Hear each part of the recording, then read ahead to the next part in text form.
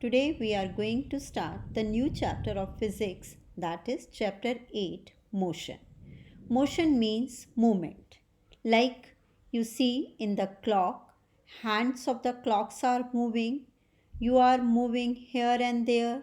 When you go outside, you see many objects are in motion.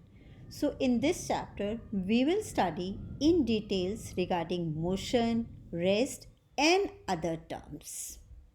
Let us study about what is motion and what is rest.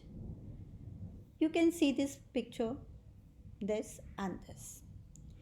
This picture is showing your roadside and buildings and lampposts are there, and these buildings or lampposts cannot move.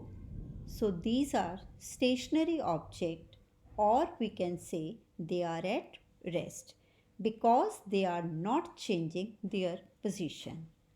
But if we take this car, if this car is moving on this road, then we will say this car is in motion according to its surrounding.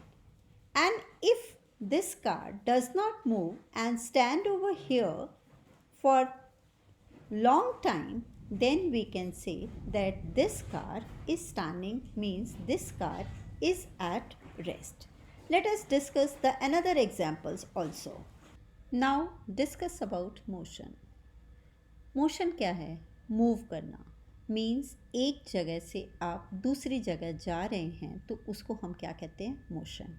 Means surrounding के according जैसे time pass होता है, आप पहले मान लो यहाँ पर थे, फिर आप यहाँ पहुँच गए, तो वो क्या हो गया कि आपकी पोजीशन एक जगह से दूसरी जगह पर चली गई, तो मीन्स क्या है? आप मोशन में हैं. फॉर एग्ज़ाम्पल फ्लाइंग बर्ड पहले कहाँ था, फिर फ्लाई करके दूर चला गया.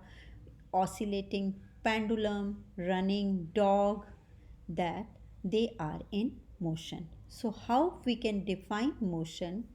If the position of a body with respect to the surrounding changes with time, then the body is said to be in a motion. The next question arises that rest and motion, these terms are relative. Relative means they depend on each other. As we have done the definition of motion or surrounding, we told you that if object changes its position according to its surrounding, then it is said to be in motion, and if it does not changes its position according to the surrounding, then it is said to be in rest. So, means it depends upon the observer that whether the object is in motion or in a rest. Let us clear it with the example. Now see, this on a road, this car is going. The driver is in the car and one person is standing over here. Suppose he is observer and this car is moving. Now, according to the ground, according to this man, according to the tree, this car is changing its position, so they are in motion. ये driver, ये जो car है, अपनी position change कर रही है. Time के साथ साथ ये आगे जा रही है या पीछे कहीं भी जा रही है, तो मीन्स ये मूव कर रही है, तो मीन्स ये क्या है? मोशन में. किसके रिस्पेक्ट में? रोड के या इस ऑब्जर्वर के या ट्री के. Car is moving, so this car and driver both are in motion according to the observer or tree. But this driver is at rest according to the car. Driver की position car में same है, change नहीं हो रही है, तो driver क्या है? रेस्ट पर है. मीन्स रेस्ट और मोशन में कोई भी ऑब्जेक्ट एक के लिए रेस्ट में हो सकता है और दूसरे के लिए मोशन में हो सकता है. कैसे? जैसे ये ड्राइवर और कार जा रहे हैं, तो ये मूव कर रही है, तो इनके अकॉर्डिंग ये तो रेस्ट, ये ट्री और वो मूव कर रहा है, ट्री मूव कर रहा है, रोड मूव कर रही है, बट इस ऑब्जर्वर के अकॉर्डिंग क्या है, रेस्ट में, और इस ऑब्जर्वर के अकॉर्डिंग क्या है, मोशन में। तो एक चीज़ ऑब्जर्वर के अकॉर्डिंग रेस्ट में भी हो सकती है, मोशन में भी हो सकती है। तो किसी भी ऑब्जेक्ट का रेस्ट या मोशन में होना किस पे डिपेंड करता है, ऑब्जर्वर पे, मींस उसकी सराउंडिंग पे, मींस उसके रेफरेंस पॉइंट पे। तो किसी भी ऑब्जेक्ट को ये कहना कि वो रेस्ट में है या मोशन में है, तो हमें पहले ये बताना पड़ेगा किसके अकॉर्डिंग। फॉर एग्ज़ाम्पल, आपके मम्मी पापा कार में कहीं जा रहे हैं, आप उनको बाय बोल रहे हो, आप खड़े हो और वो जा रहे हैं गाड़ी में, तो आपके अकॉर्डिंग मम्मी पापा दोनों किस में हैं, मोशन में। कार, मम्मी पापा किस में हैं, मोशन में। अब मम्मी और पापा को देखो, मम्मी और पापा दोनों क्या हैं, कार में बैठे हैं, दोनों की पोजीशन चेंज नहीं हो रही है, दोनों क्या हैं, स्टेशनरी हैं। उनकी जहाँ पर गाड़ी में थे, चाहे 10 मिनट पहले या 1 घंटा पहले, उनकी पोजीशन या बाद में वही रहती है, उनकी पोजीशन चेंज नहीं होती है विद रिस्पेक्ट टू कार। तो कार के रिस्पेक्ट में वो दोनों क्या हैं, रेस्ट में। पर आपके अकॉर्डिंग वो क्या हैं, दोनों क्या हैं, मोशन में, क्योंकि वो कार के साथ साथ मूव कर रहे हैं।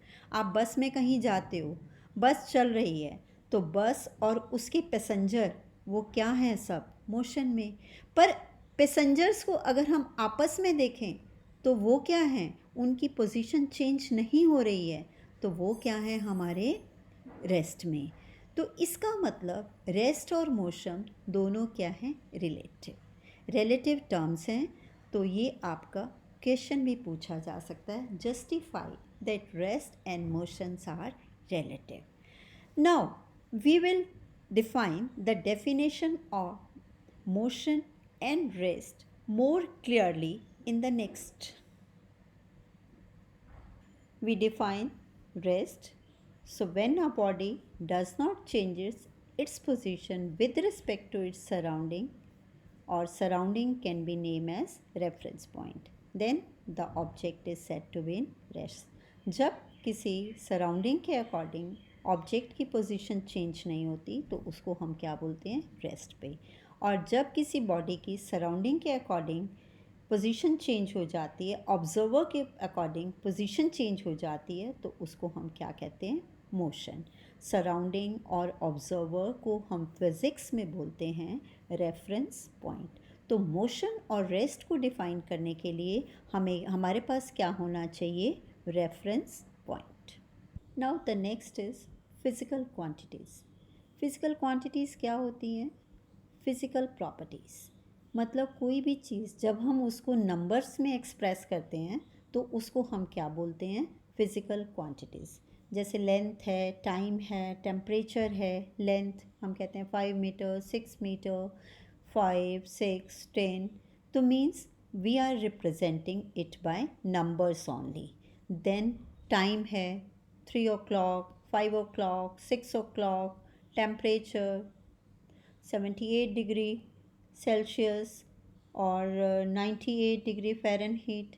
मीन्स जब हम किसी क्वांटिटी को नंबर से बताते हैं, सिर्फ नंबर ही ज़रूरत होती है, तो उसको हम क्या बोलते हैं, physical quantities. So about physical quantities, physical quantities are of 2 type, scalar and vector.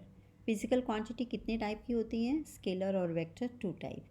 Scalar quantities कौन सी होती हैं, the quantity which depends upon magnitude, जिनको एक्सप्रेस करने के लिए हमें सिर्फ मैग्नीट्यूड की ज़रूरत है and not the direction, they are called as scalar quantity. Like distance है, स्पीड है, मास है, डिस्टेंस 2 मीटर, 4 मीटर, जिसके लिए हमें डायरेक्शन की ज़रूरत नहीं है, उनको क्या बोलते हैं हम, स्केलर क्वांटिटीज़। और वेक्टर क्वांटिटीज़ कौन सी होती हैं, the physical quantities that depend upon magnitude as well as direction are called vector quantities, जिनको स्पेसिफाई करने के लिए हमें मैग्नीट्यूड नंबर भी चाहिए और डायरेक्शन भी चाहिए कि किस डायरेक्शन में जा रहे हैं। लाइक डिस्प्लेसमेंट, वेलोसिटी, ये हम फर्दर डिस्कस करेंगे इसी चैप्टर में। तो उन क्वांटिटीज़ को क्या बोलते हैं? Vector quantities. वेक्टर क्वांटिटीज़ में क्या चाहिए? Magnitude, number as well as direction. और स्केलर में क्या चाहिए? Only number to represent them. So these are known as physical quantities.